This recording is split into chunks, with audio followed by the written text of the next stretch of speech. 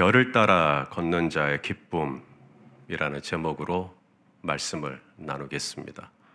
지난 주일에 저는 동방박사들을 설교에 잠깐 인용을 했었습니다.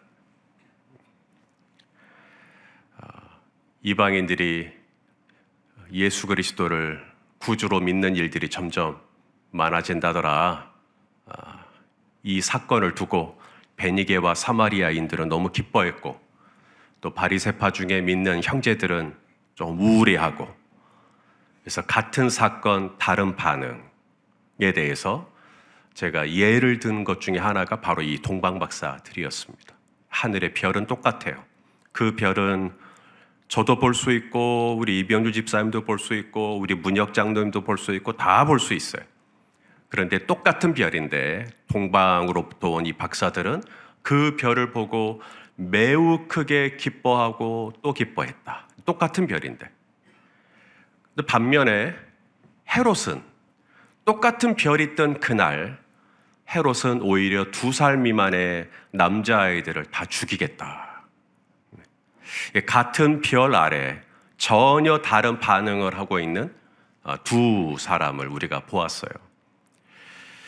도대체 왜 이런 차이가 생기는 걸까? 도대체 왜 이 동방으로부터 온 이 박사들은 이 하늘의 별을 보고 왜 그렇게 기뻐하고 매우 크게 기뻐했다. 메가스카라. 도대체 이 동방 박사들의 기쁨은 어디서 온 걸까? 자, 먼저 우리가 이 동방으로부터라고 할 때 이 동방이 어느 나라냐라고 하는 것입니다. 성경은 정확하게 이 동방이 어느 나라다라고 말해주고 있지 않지만 이 동방이라는 나라가 바벨론일 것이다 라고 많은 학자들은 이야기를 합니다. 왜냐하면 여러분의 성경에도 동방의 박사들이라고 할 때 이 박사들의 주석번호가 달려 있을 거예요. 그리고 밑에 설명을 내려가 보시면 점성가라고 아마 설명이 되어 있으실 겁니다. 이 고대 문명에서 점성술, 이 천문학이 가장 발달된 곳이 바로 바벨론입니다. 그래서 이 동방으로부터 온 박사들이라고 말할 때, 이분들은 동방이 바로 바벨론이다 라고 하는데 거의 이견은 없습니다. 그럼에도 성경은 바벨론이라고 정확하게 명명하지 않기 때문에 성경은 그 다른 가능성에도 문을 열어놓고 있고 그냥 동방 박사들, 동방으로부터 온 박사들이라고 말을 하고 있지만 많은 학자들은 이건 분명히 점성과 또 천문학이 발달됐던 바벨론으로부터 온 박사들일 것이다 라고 하는 것에 거의 이견이 없습니다. 또한 이 바벨론이라고 하는 나라는 이스라엘에게 낯설은 땅이 아닙니다. 왜냐하면 이스라엘이 망하고 포로로 잡혀갔던 나라가 바벨론이거든요. 그리고 그 바벨론 하면 생각나는 인물이 있지 않습니까? 다니엘이 이 바벨론의 재상이 되잖아요. 이 바벨론의 박사들의 어른이 되었다. 자, 우리 다니엘 2장 48절 말씀을 한번 읽어보죠. 시작. 왕이 이에 다니엘을 높여 귀한 선물을 많이 주며 세워 바벨론 온 도를 다스리게 하며 또 바벨론에 있는 모든 박사의 어른을 삼았으며. 자, 이 부분이 중요합니다. 그래서 다니엘을 바벨론에 있는 모든 박사들 중에 어른으로 삼았다.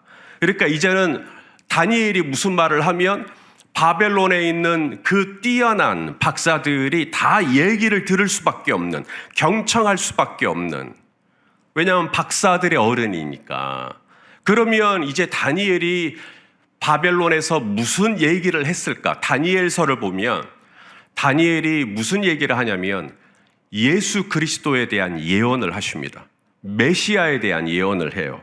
자, 다니엘 7장 13절 말씀을 보겠습니다. 시작.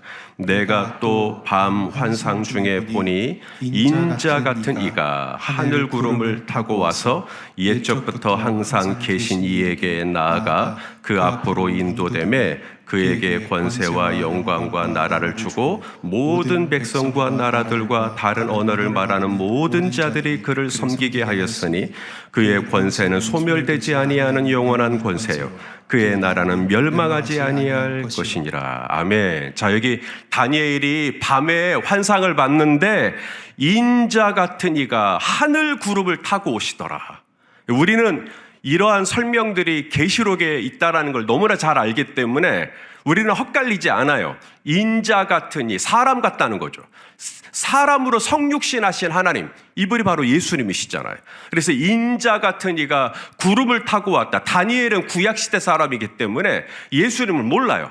그래서 예수님이라고 표현하지 않고 그냥 인자 같은 사람의 몸을 입은 분이다 라는 정도로만 묘사를 하는데, 우리는 이 다니엘이 말하는 이 예언이 바로 예수 그리스도를 가리킨다라는 것, 메시아를 가리킨다라는 걸 너무나 잘 알죠. 자, 그 다음 또 다니엘이 이런 글을 또 씁니다. 다니엘 9장 26절 시작. 62일의 후에 기름 부음을 받은 자가 끊어져 없어질 것이며, 여기 기름 부음을 받은 자의 주석번호가 달려 있는데 바로 메시아, 히브리어로 메시아. 그래서 다니엘은 메시아에 대한 예언을 했습니다.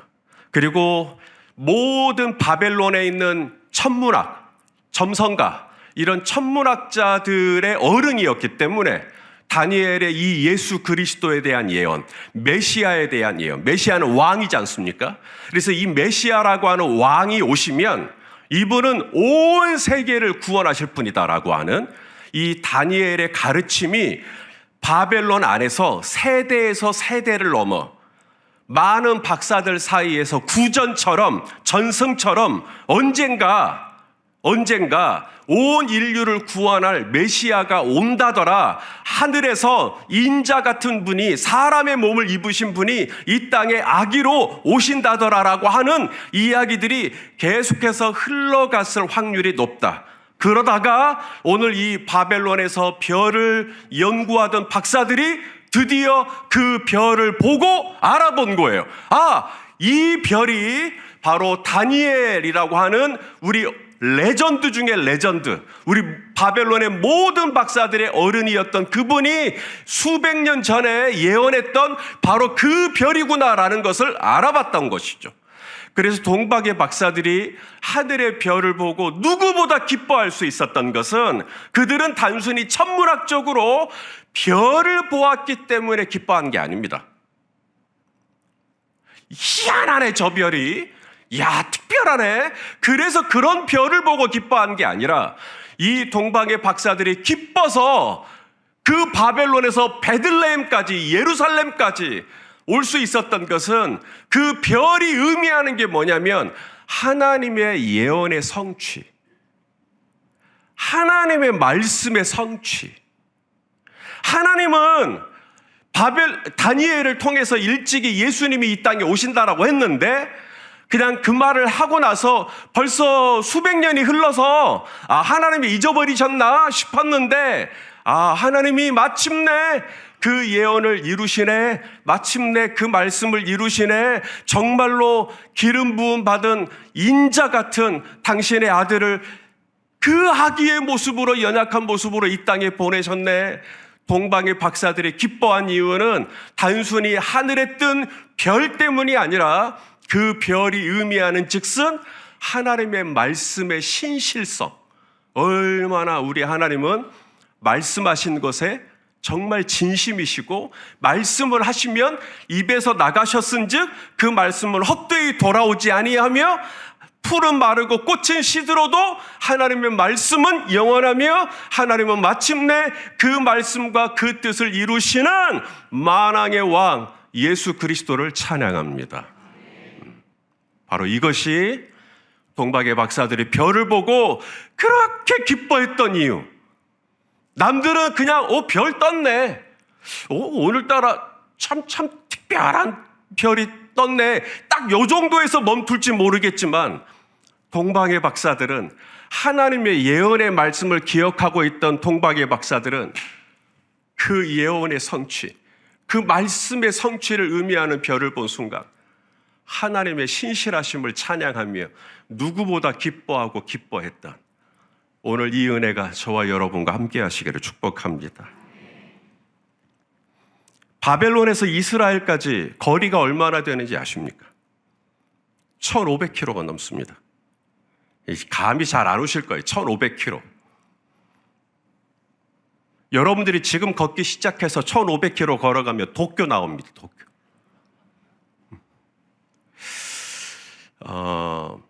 에스라에 보면 이런 말씀이 나와요. 에스라 7장 9절 한번 읽어보죠. 시작. 첫째 달 초하루에 바벨론에서 길을 떠났고 하나님의 선한 손에 도우심을 입어 다섯째 달 초하루에 예루살렘에 이르니라. 자, 바벨론에서 예루살렘까지 얼마나 걸렸는지. 바벨론에서 예루살렘까지 첫째 달은 1월 달. 1월 달 초하루에 바벨론에서 떠났다는 거예요. 그리고 언제 도착했대요? 다섯째 달 초하루. 그러니까 1월에서 5월까지 간 거예요. 얼마 동안 간 거예요? 그러니까 4개월이요. 그것도 하나님의 선한 손이 도왔으니까 망정이지, 이 얘기를 합니다. 그러니까 좋게 당시에 바벨론에서 예루살렘까지 4개월에서 5개월. 그렇게 험한 길이에요. 지도를 펼쳐놓고 보면 바벨론에서 예루살렘까지 오는 이 중간에 아라비아 사막이 나옵니다. 사막 아시죠? 아라비아 사막. 낮에는 더워요, 추워요? 엄청 내 뼈를 다 녹일 것 같아. 한낮의 온도가 40도가 넘어가니까. 저 이번에 이집트 갔다 왔잖아요. 엄청 덥더라고요, 낮에. 그리고 밤에는 또 어때요? 이제는 뼈가 시릴 정도로 너무 추운 거예요. 그게 사막이잖아요. 그 험한 사막을 지나 그 온도, 그리고 그 사막에는 온갖 강도 떼들의 위험이 있습니다. 강도의 위험, 또 그 경비, 바벨론에서 예루살렘까지 오는 그 수개월이 걸리는 그 경비들, 비싼 대가를 지불하고 예루살렘에 왔다가 뭘 본 거예요? 별을 본 거예요. 별을. 이게 똑같은 별인데 헤롯이라고 하는 이 사람은 그냥 궁전에서 잘 먹고 잘 살다가 별을 본 거예요. 이게 그분들은 그냥 별이 별이에요. 하지만 깊은 고난과 어려움과 사막과 말할 수 없는 깊은 고난의 골짜기를 통과하다가 하늘의 별을 딱 보자 이 박사들은 다른 거예요. 같은 별이지만 고난의 깊은 밤을 지나서 만난 별, 고난의 깊은 사막을 지나 만난 별, 이 박사들에게 이 별의 의미는 완전히 다른 거예요. 만약에 그 깊은 눈물의 밤을 지나는 일이 없었다면 별이지만 그냥 별이구나 라고 했을지 모르겠어요. 죄송해요, 이런 표현을 써서. 여러분들에게 그냥 성탄절은 12월 25일일 수 있어요. 근데 저는 이제 12월 25일이 되면 제 아버지 기일이 돼요. 그러니까 똑같은 성탄절인데 여러분은 그냥 예수님 오셨구나 정도일 거예요. 그런데 저는요, 이 날이 너무 기쁜 이유가 뭐냐면 우리 아버지가 주님의 품에 안긴 날이 되는 거예요.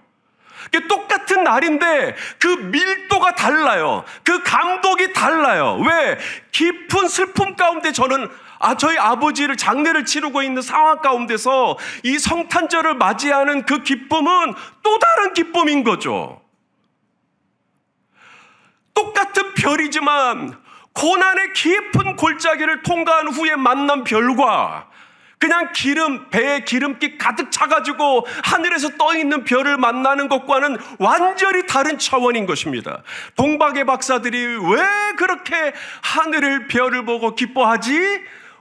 별나 남사스럽게 기뻐하네. 우리는 이해를 못해요. 그 아라비아 사막을 지나본 적이 없으니까, 그 강도 때의 위험을 만나본 적이 없으니까.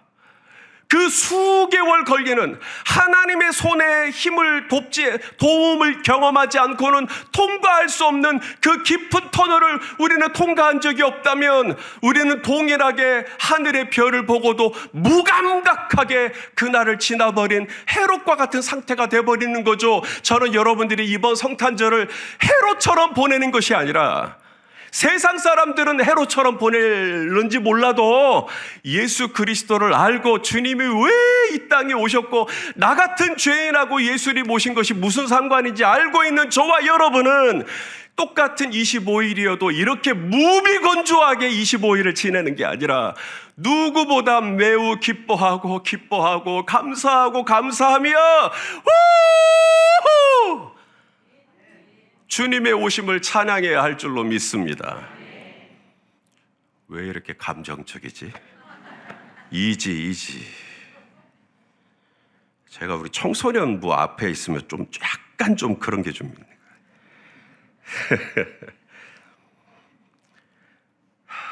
이게 별이라는 게 밤하늘의 별이 잘 보일 때도 있고, 어린아이는 아무리 눈 씻고 찾아봐도 밤하늘의 별이 안 보일 때도 있습니까?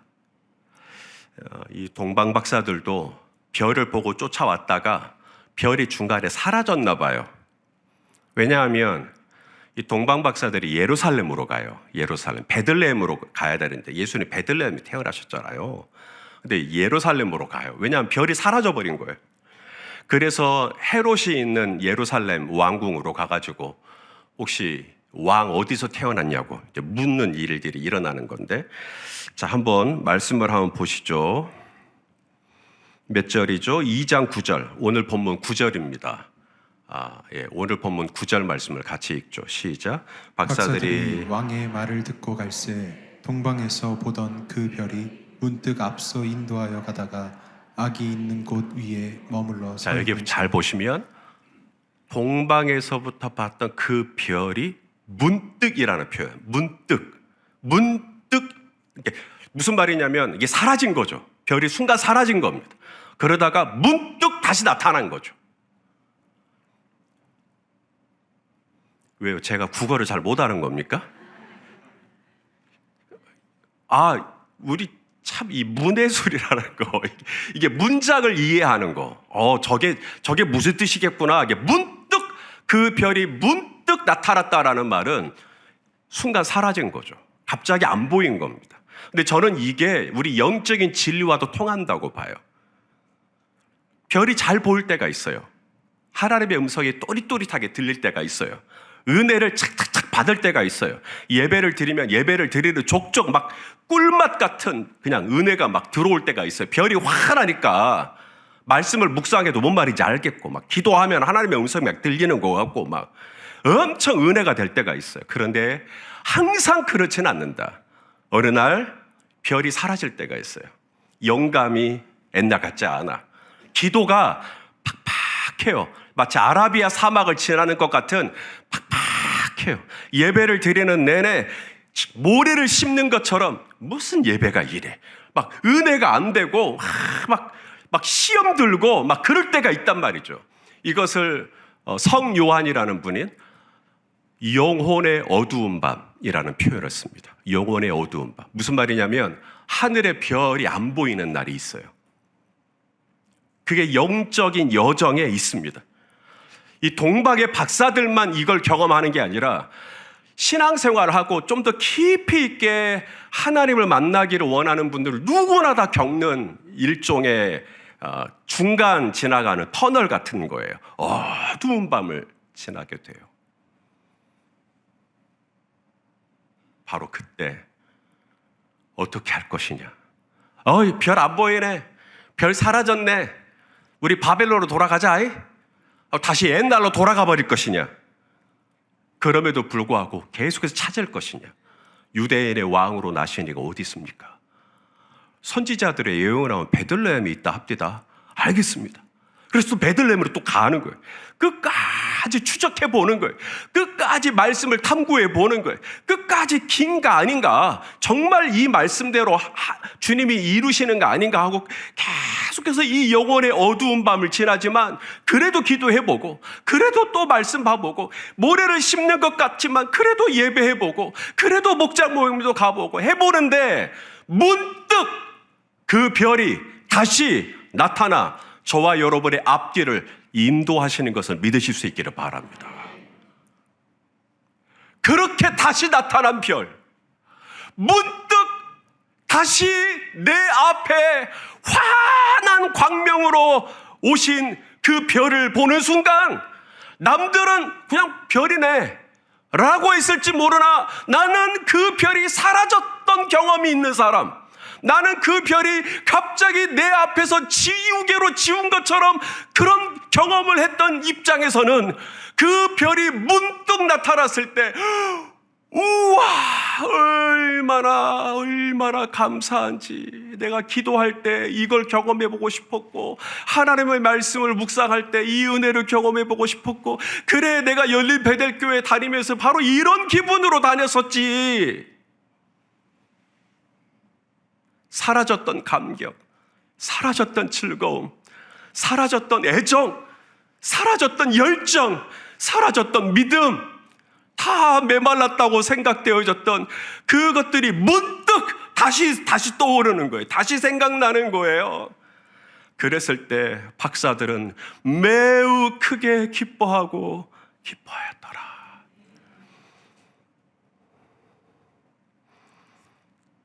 박사들이 예수님께 예물을 드려요. 3가지. 주일학교 잘 나오신 분 이거 압니다. 뭐예요?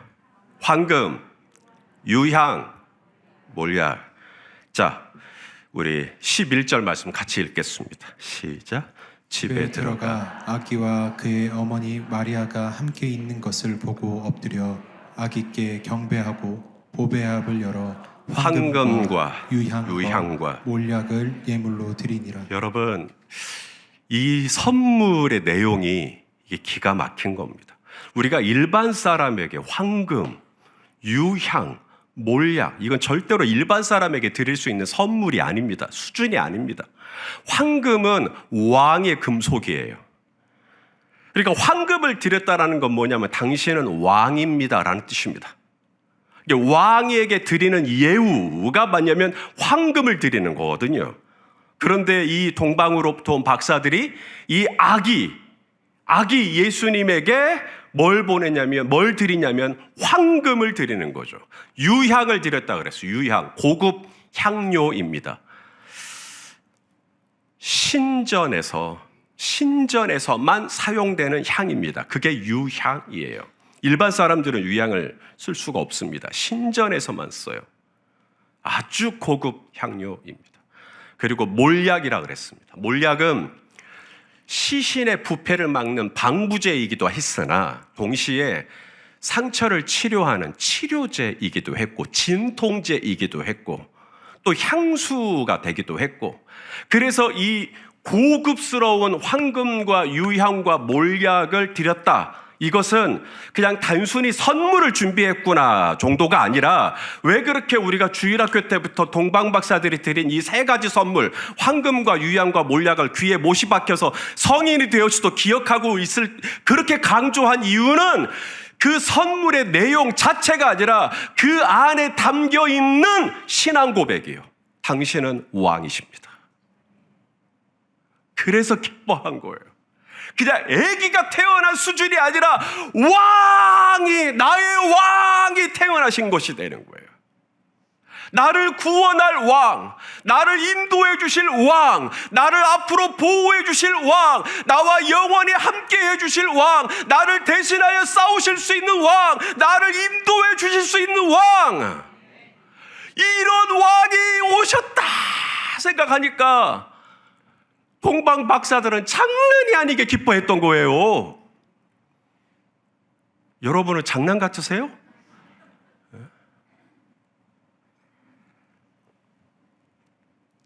헤롯이 2살 미만의 남자아이들을 다 죽입니다. 그래서 천사가 주의 사자가 요셉에게 빨리 피하라 그래요. 어디로? 애굽으로. 자, 13절 오늘 본문이 끝나는 13절 시작.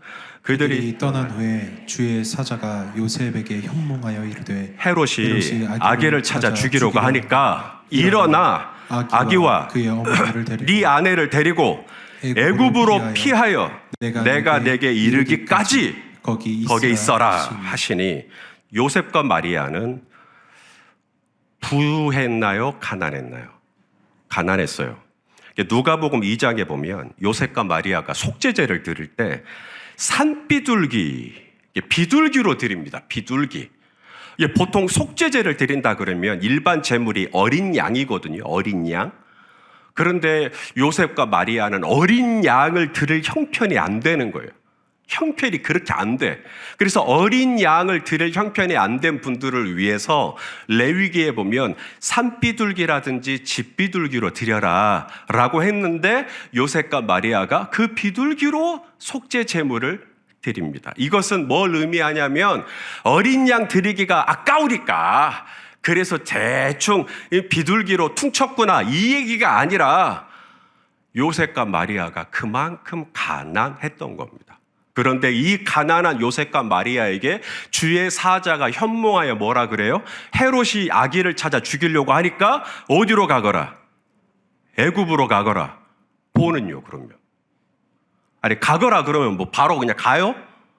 몸이 짠하고 바로 가냐고요. 아니 베들레헴에서 저기 애굽까지 얼마나 먼데 이집트잖아요. 이집트. 거기까지 어떻게 그냥 가요? 그것도 수개월 걸리게. 또 애굽으로 가면 내가 내게 이르기까지 있어라. 그러면 거기 체류비는요. 이게 앞으로 1년을 있을지 2년을 있을지 장담을 못 하겠는데 그 모든 비용 어떻게 할 거냐고요. 그냥 주님은 아주 편하게 가거라. 그러면 우리가 짠하고 갑니까? 현실적인 대안이 있어야죠. 그런데 동방박사들이 뭘 갖다 바치냐면 황금과 유향과 몰약입니다. 이건 부피가 크지 않아요. 황금도 한 요만해요. 몰약도 더 작아요. 유향도 작아요. 그런데 이것의 현금 가치는요, 부피는 작지만 이 황금 한 덩어리, 유향과 몰약, 이게 현금 가치는 어마어마한 거예요. 왜냐하면 왕궁에서만 쓰는 거기 때문에, 신전에서만 쓰는 거기 때문에. 그래서 얼마를 어떻게 했는지는 모르겠지만 요셉과 마리아는 동방박사들이 드린 예물을 현금화하여 그것으로 애굽으로 피신할 피난 자금으로 썼을 거예요. 동방박사들은 몰랐을 거예요. 내가 드린 이 예물이, 내가 오늘 드린 이 황금이, 내가 오늘 드린 이 유향과 몰약이 이후에 아기 예수님을 보호할 하나님의 인큐베이터 비용이 될 거라는 것을 동방박사들은 꿈에도 몰랐을 거예요.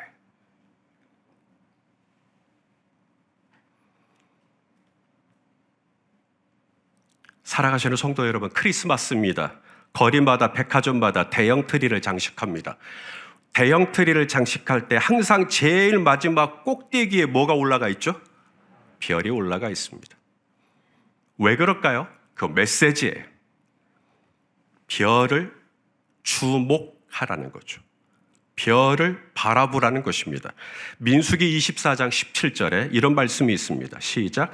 한 별이 야곱에게서 나오며 한 규가 이스라엘에게서 일어나서 모압을 이쪽에서 저쪽까지 쳐서 무찌르고 또 셋의 자식들을 다 멸하리로다. 야곱에게서, 이스라엘이죠. 야곱에게서 별이 나타날 것이다. 바로 그 별이 예수 그리스도죠. 그래서 모든 트리 장식의 활용 점정은 별이에요. 왜냐하면 별은 별이 아니라 별은 예수님이에요. 동방의 박사들은 그 별을 보고 메시아가 오셨구나.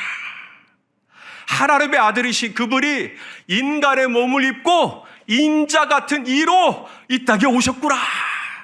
다니엘의 예언이 성취되었구나. 하나님의 말씀이 이루어졌구나.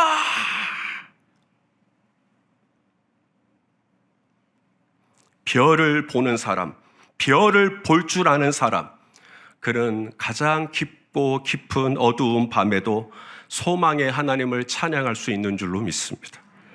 별은 말씀이에요. 사라지지 않는 말씀입니다. 사라질 때가 있어요. 사라진 것처럼 보이는 때가 있어요. 이제 별이 안 보이네. 이제 나의 모든 영적인 총명은 사라졌나? 이제 기도해도 하나님이 내 기도 안 들어주시나? 싶은 영혼의 깊은 어두운 밤을 지날 때가 있어요. 여러분, 지금은 낮이에요. 여러분이 밖으로 나가서 하늘을 봐보세요. 별이 보이나? 안 보이죠. 별이 안 보이면 별이 없는 거죠. 대답해 보세요. 한낮에 별이 안 보이니까 별이 없는 거냐고요? 아니죠. 별은 여전히 있죠. 밤하늘에 먹구름에 가려서 별이 안 보인다 할지라도 분명히 별은 있죠. 이 믿음, 중간에 별이 사라진 것 같고 믿음이 사라진 것 같고 주님이 사라진 것 같고 예전 같은 기쁨도 없고 예배의 감격도 없을 때 어떡할 거냐?